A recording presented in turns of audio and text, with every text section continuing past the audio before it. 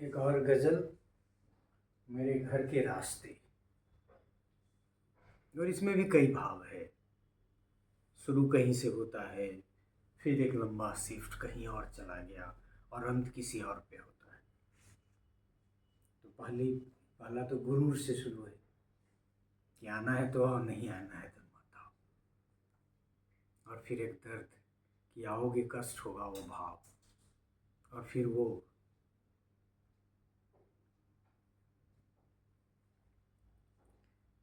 जो अब इस जन्म में तो आने से रही, तो वहाँ फिर तीसरा। तो बहुत जंप है इसमें।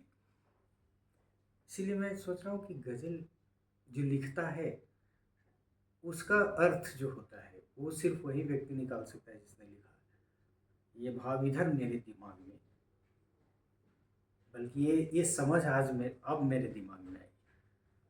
ये अर्थ जो आप निकालते हैं उसको ध्यान में रख के गज़लिस्ट गज़ल नहीं लिखा है। एनीवे, मैं पढ़ देता हूँ। इन्हीं पगडंडियों से चलकर आ सकते हो तो आओ, मेरे घर के टेढ़े मेरे रास्ते में नुकीले कंकर बहुत है। अब कह तो दिया कि आना है तो ऐसे ही आओ, और फिर लगा कि यदि आ जाएगा तो नुकीला कंकर। फिर तुम्हारे पाँव के छाले भर देंगे मेरे दिल में कई फफोले। तुम्हारे पाँव के छाले, जो कंकर वाले कंकर के पर चलने से होंगे, तुम्हारे पाँव के छाले भर देंगे मेरे दिल में कई फफोले।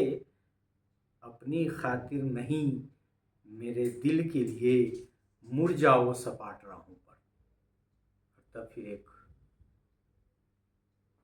कि आप कैसे सपाट राहों पर मुड़ सकती हैं, आपको तो आना ही होगा, लेकिन इस रास्ते से मत आइए।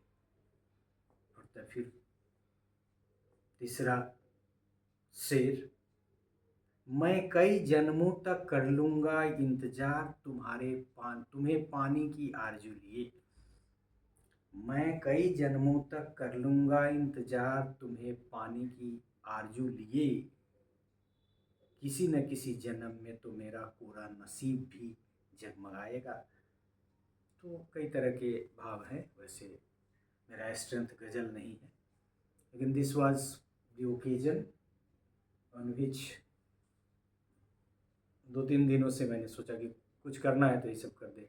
But the major part, rather the major part of my planning for the day may not come today, it may come yesterday, because I am getting tired। और वो एक लेक्चर हम करेंगे, इन वन गो करेंगे। 22-23 slide होगा। 22-23 मतलब उसमें points है। क्वालिटेटिव और क्वांटिटेटिव रिसर्च बहुत दिन से डिमांड में है। कई सारा मैसेज हमको पुराने स्टूडेंट का 3-4 साल से पड़ा हुआ था, उसी को हमने इस ओकेजन के लिए तैयार करके रखा है। But I have decided not to deliver the lecture today because I am getting a little bit tired. सुबह से कल से बहुत सारी यात्राएं हुई है और कुछ मन का कुछ बेमन का बहुत कुछ ऐसा हुआ है, तो उससे भी आदमी थक जाता है। But from today onwards I am a free man from so many responsibilities. अभी हेड दिन की रिस्पॉन्सिबिलिटी थी, कई बार मैं वैसे ही मैं मतलब काफ़ी थक जाता था। ये करना है वो करना है, कोई और मैसेज जैसे करना चाहते हैं वैसे नहीं हो पाता है, आदि आदि बातों पे। तो उस लेक्चर को जो आज ही के कंटिन्यूड पार्ट से आगे बढ़ेगा, we shall be talking on issue differentiating qualitative and quantitative research. और उसमें हमने बहुत सारे सोर्सेज को कुछ यहाँ से कुछ और जो जो मिला है उसको हमने किया है। उस पर ज़्यादा चर्चा जब हम लोग लेक्चर डिलीवर करेंगे तब इंट्रोडक्शन देंगे।